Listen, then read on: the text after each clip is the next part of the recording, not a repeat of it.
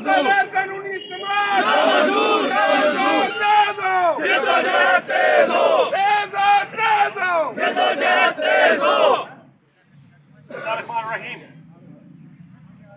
दोस्तों, ये यहाँ जो बात की जा रही है कि एक पे हमला, सब पे हमला, हकीकत यही है कि आज अगर सदीक जान है, उसकी नज़रियात को छोड़िए, उसका जो आइडियोलॉजी है उसको छोड़िए।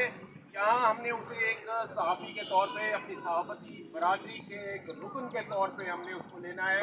हमारा दोस्त है, हमारा भाई है, हमारा पेटी भाई है, और किसी सूरत भी इस बुनियाद पर हम किसी को इग्नोर नहीं कर सकते कि ये नज़रिया इसका दूसरा है या ये कोई मीडिया पोलराइजेशन का शिकार है या कोई इस वजह से कतई तौर पे नहीं, क्योंकि यहाँ पर ये बात हो रही थी। तो मैं इस हवाले से कतई तौर पे मैं ये इस बात को आप ध्यान से निकाल दीजिए कि इसके क्या नज़रियात हैं। वो एक सहाफ़ी है, वर्कर है, और वो वर्कर जो कि फील्ड में काम करता है। मेरे साथ सुप्रीम कोर्ट में वो काम करता रहा और वो हर जगह आपको नजर आएगा। फील्ड रिपोर्टर है, असल वो सहाफ़ी जो कि धक्के खाते हैं, धूप गर्मी बर्दाश्त करते हैं, मौसम की सब्जियां बर्दाश्त करते हैं। ये वो वर्कर सहाफ़ी है। उसके इस पहलू को देखिए, और फिर उस बिना पर आप ये देखिए कि ऐसे सहाफ़ी को, आपके किसी रुकन को अगर जो उसके ऊपर इल्ज़ाम लगाया जाए, वो 788 दहशतगर्दी की दफा है।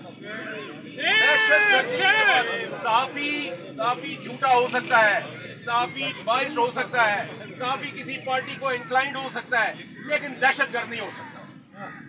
तो खुदारा इस चीज़ को ज़रूर आप इसके ऊपर अपना प्रोटेस्ट जितना हो, हर किसी को अपनी आवाज़ बुलंद करनी चाहिए। ये कतई तौर पर ये हमारी कम्युनिटी का मसला है, ये हमारी कम्युनिटी की बका का मसला है, और ये हमारी सहाफ़त की बका का मसला है।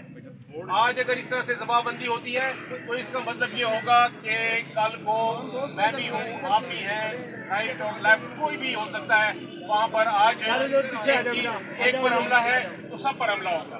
तो मैं सिर्फ गुजारिश मेरी ये है कि इसको आप अपनी कम्युनिटी के रुकन के तौर पे लीजिए, और तमाम जो इख्तलाफात हैं या डिफरेंसेस हैं उनको बलाए ताक रख कर सिर्फ सहाफ़त के लिए और सहाफ़ती बरादरी के लिए जिद्दोजहद करें और अपनी आवाज़ बुलंद करते रहें। बहुत शुक्रिया।